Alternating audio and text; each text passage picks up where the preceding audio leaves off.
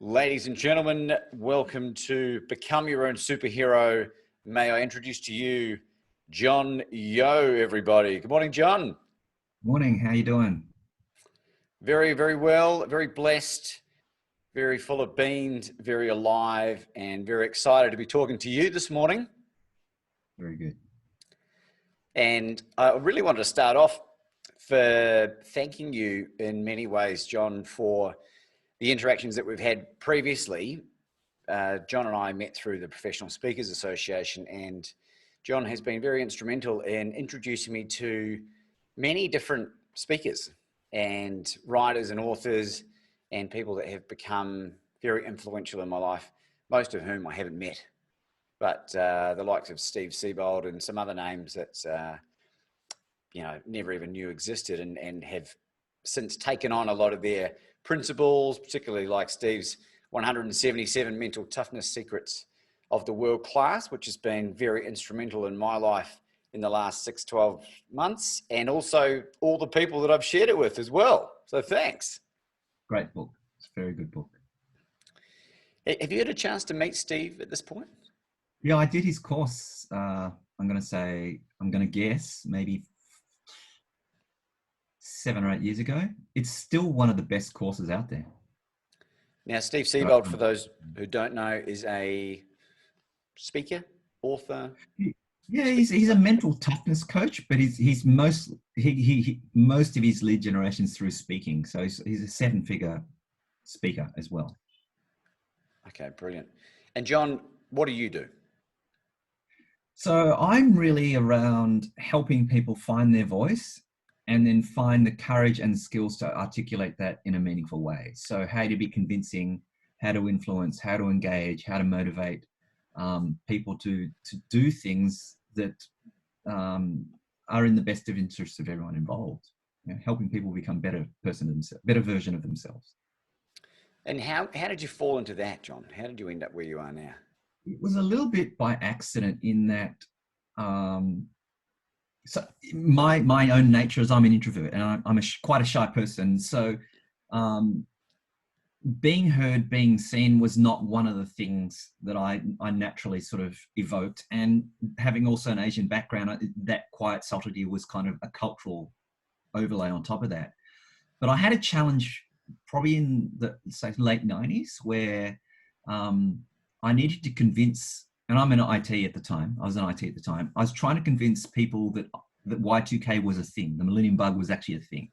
And no one really was taking it seriously. And so the only opportunity I got to speak to senior management about the significance of this was corridor conversations, 90 seconds or less. And I got really good at creating messages that were very short, very relevant, very contextually significant, and had to be done in an impactful way. And so I designed this little process, if you want to call it that helps people to do. And I use that from that point forward to really as a platform to help people to engage with people and to communicate with people more effectively. And as a result of that, gave me the confidence to start sharing this with others. And so when I joined TEDx Melbourne, that became my thing. It was kind of that skill set then translated into, well, how do you help speakers do that? And that got me into where we met, Professional Speakers Australia, because a lot of people were professional speakers were asking, well, what was I doing different to other speaker coaches in the way they interact? Because a lot of speakers talk about mechanics, especially hero's journey, that sort of stuff. Whereas I actually talk about the human being underneath that and how do you communicate and empathize with the human beings you're connecting with in order to have a meaningful conversation. And therefore, the connection then becomes more real, I guess. And so that became sort of the impetus of my background. And that's pretty much what I do all day now, or every day of the week, which I love. Have you got footage from many years ago that you watch back on occasion and cringe with regards to your presentation style? Not going that far back, simply because I didn't even have the confidence to record myself back then. Wow. But when I kind of thought, well, this is a thing and I should probably be sort of getting a sense of that, I started doing audio and video. And look, it is cringeworthy in some respects. But there's also some nuggets. There's some natural ways I used to say things that I'd lost. So it became a really nice reflection / well, what do I build on here? and what do I discard? And that then became part of my process, that iterative process of how do you continually evolve, improve, and develop, by not saying, do you do it or not do it, but what aspects are valuable and which bits aren't, and then using that as a platform to build and improve. And then if you get these, I'm going to say, significant incremental changes rather than this wholesale dramatic change, which are handy when they come, but don't come that often. Yeah, it's one of those things where, like with some of the coaching that I do, I encourage people to take before photographs so that we can reference the weight loss or the physicality shape change, having gone through my own change. And it's fun for me now to look back, but I've also been blessed with the foresight to be, well, I've always been an extrovert. So I've been recording and been recorded a long period. And I look back at some of the stuff, particularly some of the amateur stand-up comedy that I did, with a lot of the self-deprecating language and the really shitty things I used to say to myself, and cringe. But you're right, there's some real gold dust in there. And from anyone that's interested in becoming a better speaker, what's one piece of advice that you would give any novice that they say, John, how do I deliver this wedding speech, or how do I deliver this eulogy, or whatever it is that they're being, entrusted to do? Yeah. Well, that's a really tricky question. One thing, I think a lot of people think they're clear, but they're not. And the way I can test that is, could you summarize your entire talk in a single sentence? And would it be compelling enough for someone to get excited, including yourself, about it? And if it's not, I would argue that it's not clear. And the challenge therefore then is, if it's not clear in your head, it will never be clear in their head. They haven't got a chance. And so that's the number one failing with communication. And that's why, a lot of teachers, not memorable. A lot of conferences you go to, not memorable, not impactful at all, simply because they don't have that clarity. But yet when you find that person, you know exactly what you know exactly what they're talking about. And I think it's because of that clarity.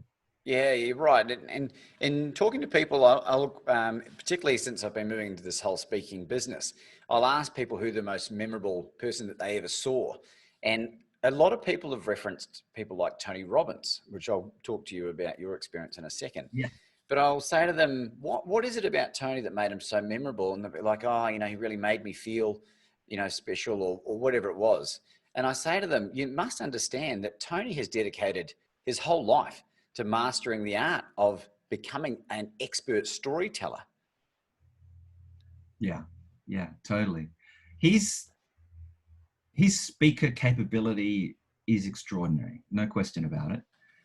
He's very deliberate about it. It's very controlled. The environments by which he operates are very controlled, so that he can maximize that and maximize the impact, because that's his goal.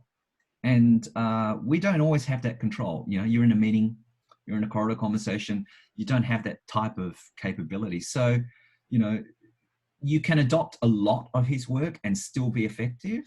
Yeah. If you want to take it to the level he's doing, you have to do the same amount of work he's done. And that's probably a little bit trickier. Yeah, right.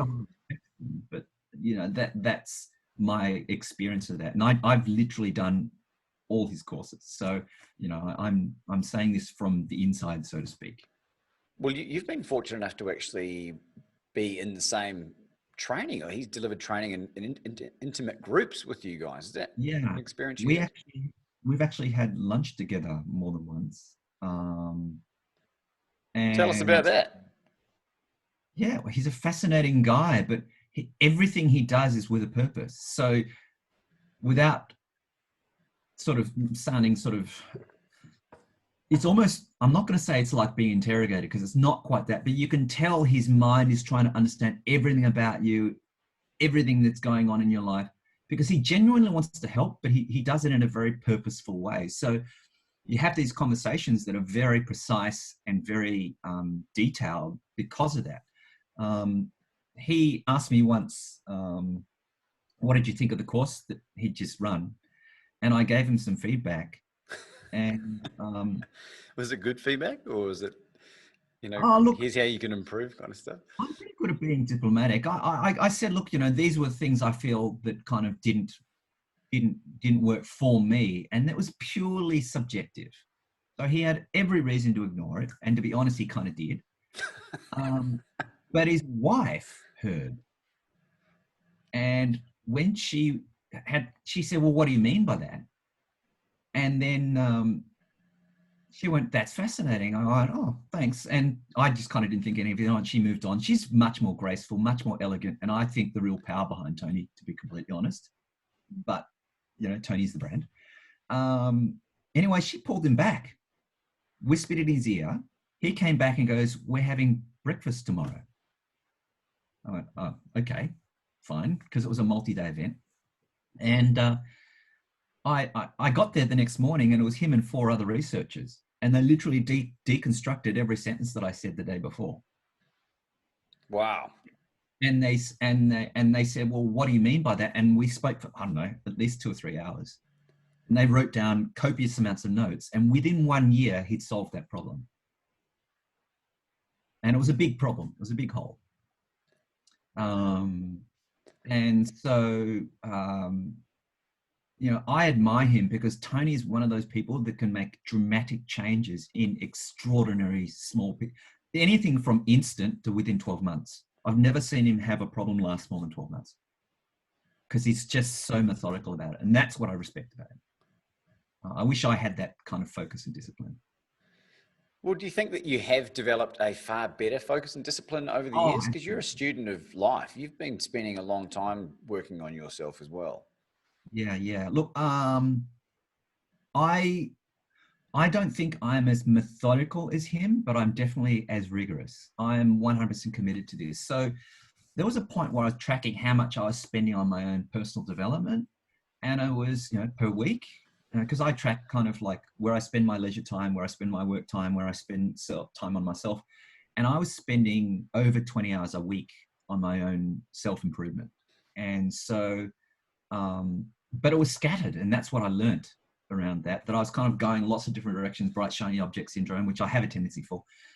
But I then thought, well, how do I narrow it? How do I focus it on this one thing and then focus on this one thing? And that's where I made sort of everything clicked for me, where I could make significant progress in very narrow parts of my life because I was specifically focused. And so this coronavirus is a classic example where I have not, all of my work has been word of mouth.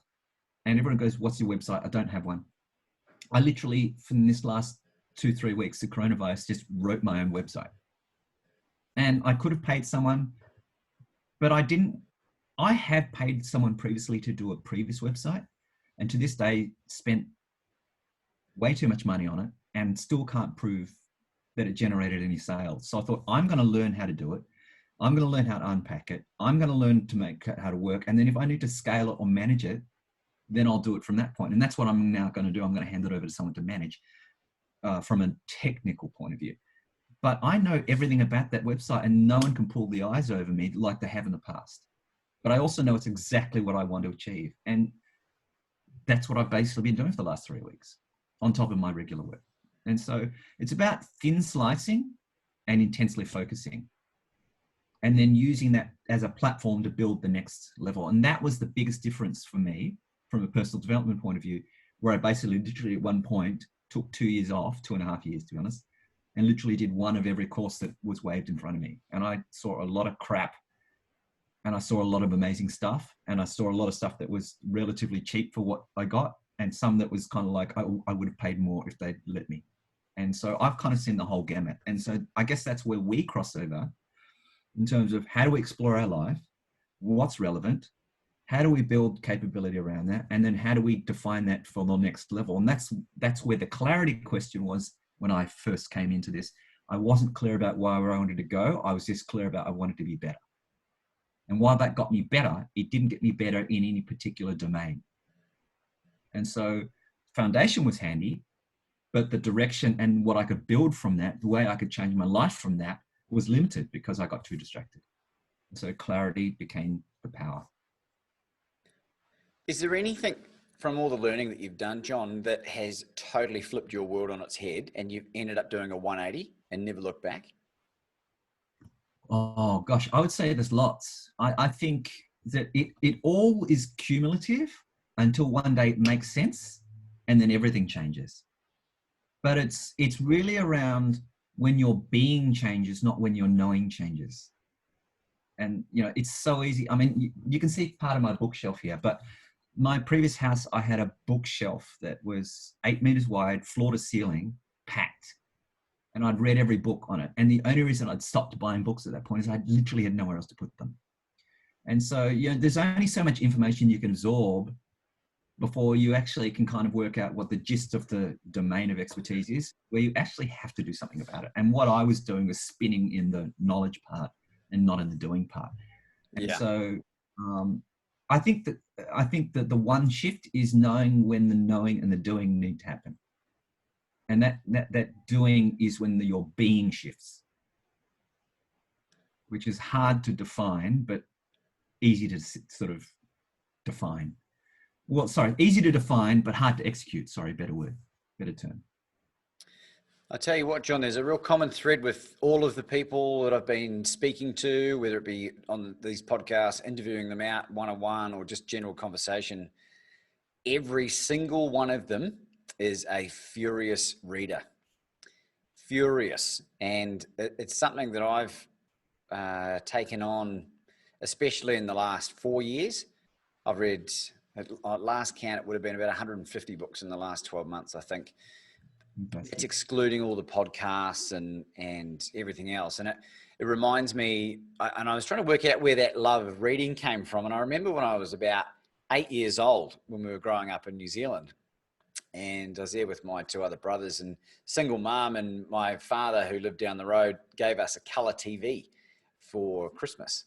And I think we had a set of black and white one prior to that. And I'm not even that old, but we misbehaved, and mum cut the cord on the telly in an act of discipline. And it was going into winter. And so we had it was freezing cold in Christchurch. We had nothing to do. But all we had was a encyclopedia, a Collier's encyclopedia set that my father had bought when my parents were together, that I think cost about $2,000 in 1980. So it was a fair chunk of change. And at that time, there was no Google, there was no search engine. This was the data on the world, and it had all of the non-fiction, huge volumes of the stuff, and all of the fiction. And I remember reading the entire content of those encyclopedias over the course of the winter. And I now credit that with my love of words and my real thirst for reading that I had dulled through years of escapism behavior. And when that came back, this thirst for knowledge sort of came back with a ferocious zeal. So it's just interesting, that correlation between all the readers, you know. One quote that sticks in my mind was a Robert Kiyosaki quote, who wrote Rich Dad, Poor Dad. He said, was it, poor people have big TVs, rich people have big libraries. I love it. Yeah. It's great. It's true. Totally true. It's true. Like it's one of those things where I think I've been able to, and when you combine it with what's available online now, and you've got to work out, it's an art form to be able to sort the wheat from the chaff, or whatever they say. But you're right. Once you start focusing on something long enough, you start to get a feel for it. And then you get to a point where it's sort of past a point of no return, where you're like, I'm now burdened with this information and I must share this with the planet, which sounds like what you've been doing. Yeah, pretty much. Yeah, it was kind of, it feels like a calling.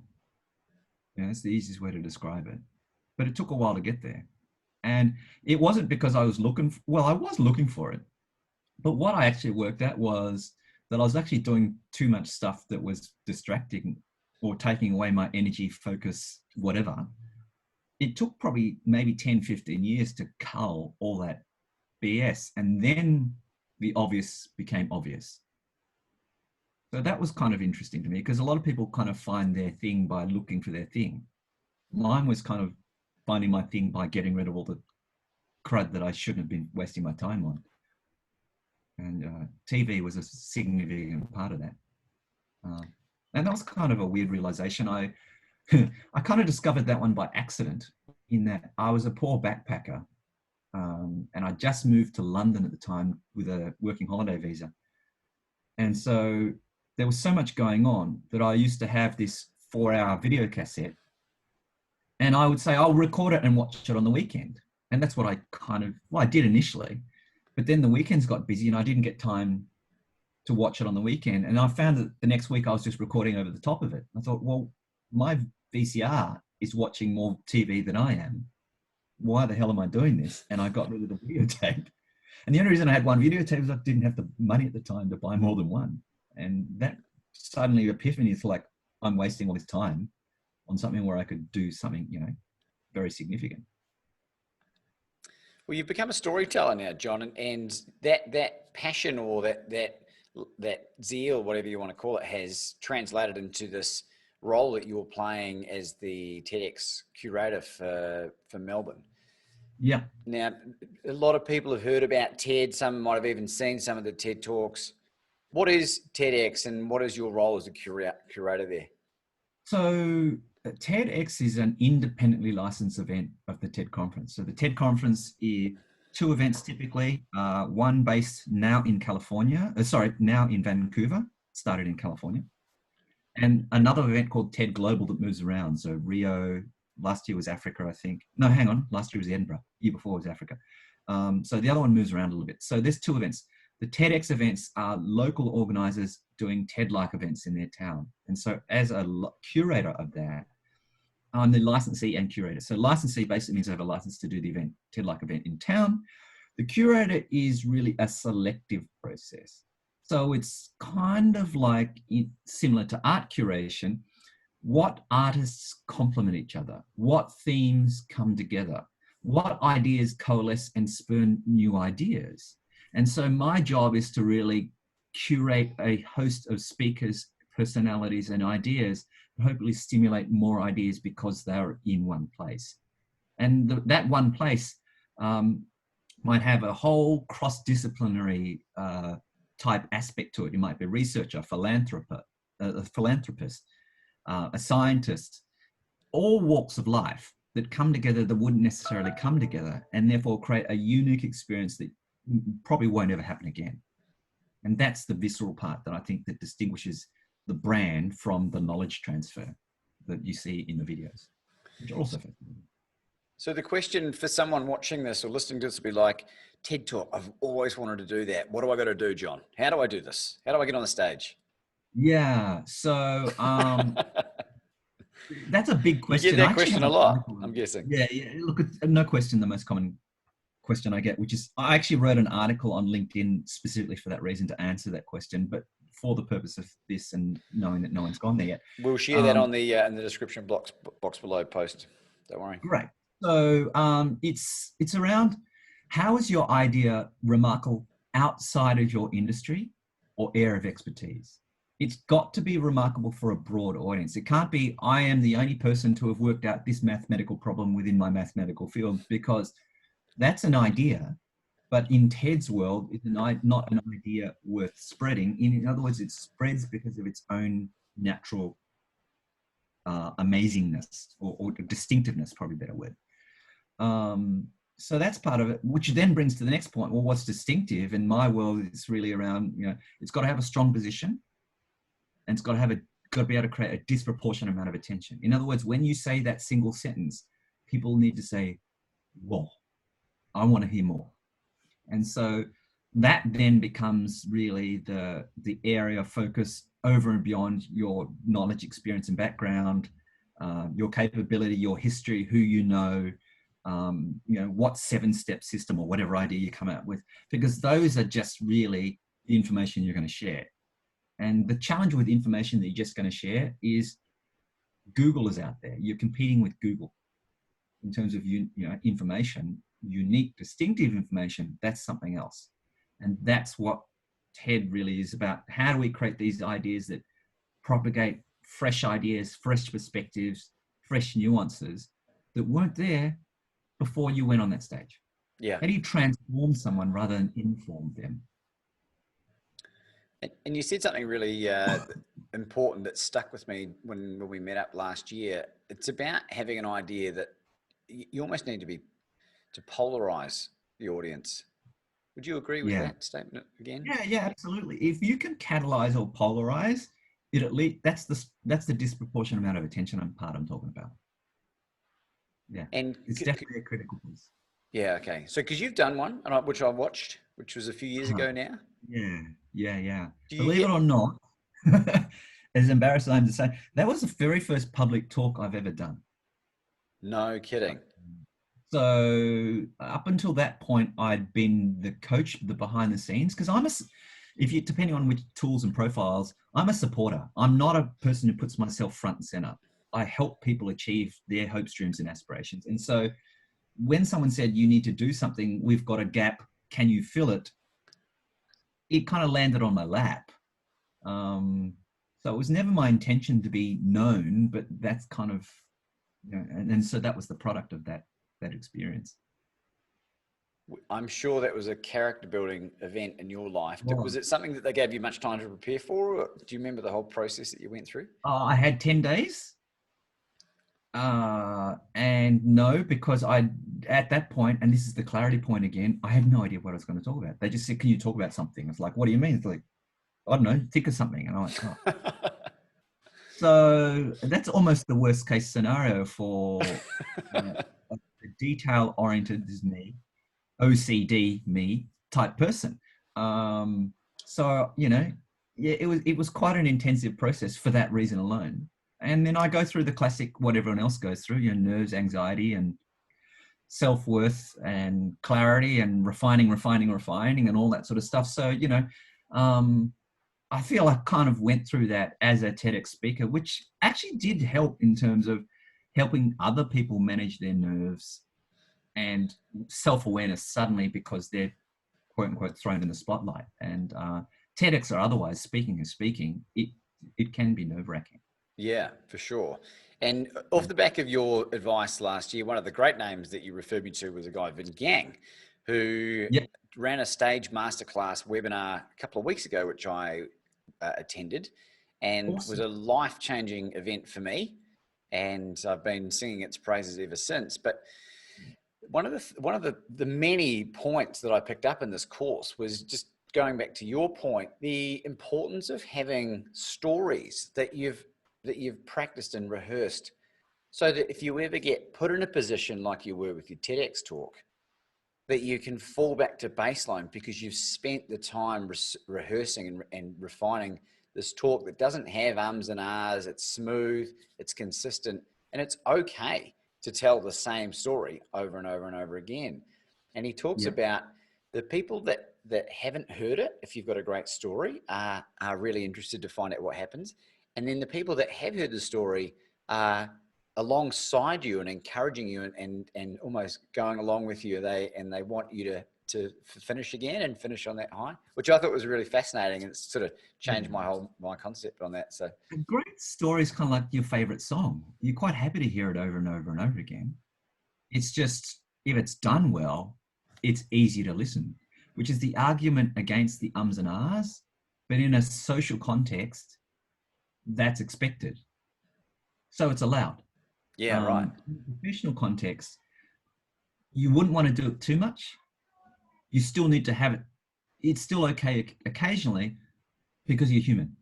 If people are expecting you to not be human, that's a whole nother conversation. I just did it.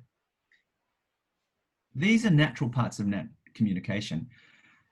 If you just focus on that exclusively without refining your message or being impactful or having clarity or all the other things you should do as a speaker, that's when counting ums and ahs not helpful. Yeah. So there's a fine balance. What was it? I was going to say something about storytelling, but it's gone on me now. No, it's okay. We can come back. Extremely powerful. There's lots of reasons why storytelling. There's a lot of anthropological reasons why storytelling is so powerful. In caveman days or wandering the savannah days, if you didn't listen, you almost certainly would miss a detail that would cause you to die, because it was literally life and death back then. We don't have life and death on a daily basis like early humanity did. It's true. The need for storytelling and the need to connect, the need to engage, the need to get someone's attention, while it wasn't a deliberate act, became the default nature. And the reason for that, we've gone into it now, so I might as well sort of finish the story. So, If you're around the campfire, you were listening to the story, it was the opportunity to connect as a human being. When you're connecting as a human being with family, tribes were small back then, there's an empathy element. That empathy element, the physical part of your brain that's stimulated by emotion, is physically in the same part of the brain as long-term memory. So story and empathy and long-term memory then become integral to your survival. So that's why story is important from an anthropological point of view and a biological point of view. And so it's then a question of, do you use story to connect and engage? And what people are doing more lately, unfortunately, is using it to engage and manipulate, which is, I think, an unethical use of story. So there is a balance there, but I think for the most part, most people do a fair job on it. And, you know, our life is stories. And so, you know, history, you could argue, is a story. It's a story from the winning side. So, you know, there's a lot to be said about story and the value of story. Are you talking about mainly politicians that are focusing on that negative side of what you just referencing? I think advertising does it as well. I just think a lot of people are using story. And what happens is when people use stuff like Hero's Journey, it then becomes predictable. You see the antagonist, you see the wise wizard, you see the challenge, you see this genre. It's like, oh, here we go again. So, you know, if you attach to the formula, just like the ums and ahs, that's when it loses its inherent value. And in terms of Curious Journey, it becomes predictable. I was in the movies the other day, late last year when I was at the movies, sorry. The other day. Four ads, all advertisements, all Hero's Journey, all predictable, and all about them. We began in a garage in 1984. Who cares? It's that they're doing story for story's sake rather than story because it meant something. And that's, it gets overused, shall we say. It does. And I think that one way to really mitigate a lot of that risk is coming from an authentic place, or genuinely being authentic, which I know sounds a bit like an oxymoron, but you have to, because people pick up on it. Like, not everyone, but a lot of people pick up on someone being disingenuous, and then you lose all credibility about what you're talking about because they're like, this guy's full of shit. It's one of the three key pillars. You've got content, which a lot of people say content is king. I say content is minimum, because if content was king, everything you saw in social media would be relevant, important, and worth knowing. Then this context is, are you saying the right thing in the right time, the right person in the right way? In other words, are they ready to listen to it? Are they looking for that information now? Is it significant enough then for to prioritize it? Even time of day, a 9 a.m. meeting about something that needs to happen versus a 4:55 on a Friday afternoon has a different context. So context is the other part. And then to your point around authenticity, intent, which is, do you trust the person you're speaking to? Because if you don't trust them, it doesn't matter what your content is. And so there's 3 different trust levels, which I don't have time to go into now, in terms of intent, that you have to nail before they even trust you. Once you have trust, you have relationship. Once you have a relationship, you have rapport. Once you have rapport, then authenticity just naturally flows. But if you have to be something you're not, or do something that, or become someone you're not, eventually someone will work it out. And besides, it's tiring being someone else. Tiring being something you're not. It is. And you know, for those listening, John's a speaking coach and has been doing this and educating people for a long time, been doing a very good job of it. So reach out to Jon. All his socials will be listed below. It'll be available on the YouTube page there, and on the podcast link. This is really important stuff, Jon. Like, people, when you start understanding that learning the art of really storytelling and communicating will impact your life in positive ways that you can't even really quantify. It's certainly, you know, it's day to day as well. And it helps you become more interesting. People are like, why is that guy so interesting? Why is that girl so interesting? And you just pay attention to what they're talking about. And quite often I notice they are usually pretty humble, something I've been working on for a little while, getting better at. But they usually ask lots of questions about you. What are your thoughts on that? Yeah, totally. It's interesting. I think with regards to all that, relating back to story, I think the most important story you can tell is the story you tell yourself. And when you do that, does it empower you or does it drag you down? Because that's all it's ever doing. It's one of those two. If it's doing nothing, arguably you could do something else. So the question is, are you empowering yourself? Are you disempowering yourself? And how are you letting the story tell yourself create the emotion, the drive, the focus that distracts you enough to take you where you want to go or take you away from where you want to go? I think if you can focus on that, I think then everything changes at that point. Jon, we've got a few minutes. What's your favorite story that you like to tell? Favorite story. So many.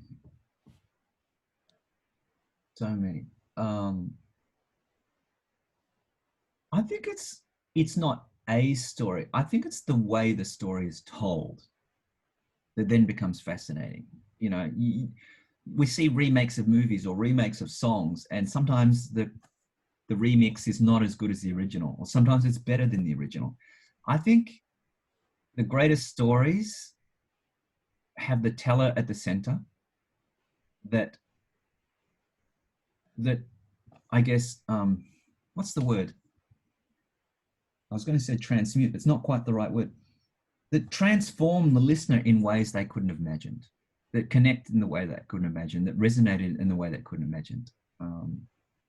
And whether it's for a purpose or just because it's a social interaction, you know, the more that I feel that we can explore ourselves and the more that we can help people explore themselves, I think the more we'll really learn to empathize, engage, and relate better. And I think that's what stories really, really do well. And, you know, go find those stories and find your own story in there that allows you to do that. Yeah, great advice, Jon. I sort of threw you under the bus there a little bit, but you know, that teacher comes through in you, and you're like, well, you know, here's what other people can use, and the importance of being able to tell a good story and share your message. It's almost your duty to learn how to communicate that story in a way that transmutes from here to their head without any breakdown, because people underestimate the power that they have with their own, you know, survival stories or transformation stories. As insignificant as they might seem in their own mind, it's up to you to share that, and then you'll improve that person's day, and then it will continue from there. That's my experience thus far. Totally. People relate to people who've been through the same challenges. People relate to people who've not had it easy, and because it's that tragedy triumph story that really connects and brings people together. Jon, this has been really wonderful, and I'd love to sort of close things out with, what are you doing over the next 6, 12, 18 months? What's happening in Jon Yeo's life that we need to know about? Lots happening. So this is still in development, but I was asked to develop some content for an MBA program. So that's probably my biggest focus for the rest of the year. It was going to be an online program. I'm not kind of jumping on the bandwagon here. It was designed to be that way, but as universities go, it's a bit slower than planned. So that's my biggest focus for this year. And the other one is really around how do I connect at scale? I think that's another trick that some people seem to do better than others. That's a whole nother conversation. Maybe we can have another podcast about that, because I think the brands in particular that do particularly well in that domain, you could unpack and dissect and explore that till the cows come home. Well, have you heard of a guy, Ray Perez? You know that name? No. Reyperez. No. Check him out on LinkedIn. He's only a young guy. I think he's a little bit younger than me, in his late 30s, but he is prolific and brilliant with regards to scale, and is working with some of the biggest names in the speaking industry globally. Ray Perez. I'll put that link below as well. there's so much information out there. It can be a little bit overwhelming trying to go, what's the right thing for me? I think you've got to try and find something that really connects with here. It seems like going with your gut, really, for lack of a better phrase. Yeah, for sure. Totally. John, before we wrap this up, would you mind finishing on one of your favorite quotes? I think this one's very much relevant to speaking and life, which is it's a Ralph Waldo Emerson quote around if one advances confidently in the direction of his dreams, he will see success unexpected in common hours. I really love that, John. Jon Yeo, it's been an absolute delight. Thank you for coming on. Become your own superhero. Have a blessed day, everybody. Thanks. Chat soon.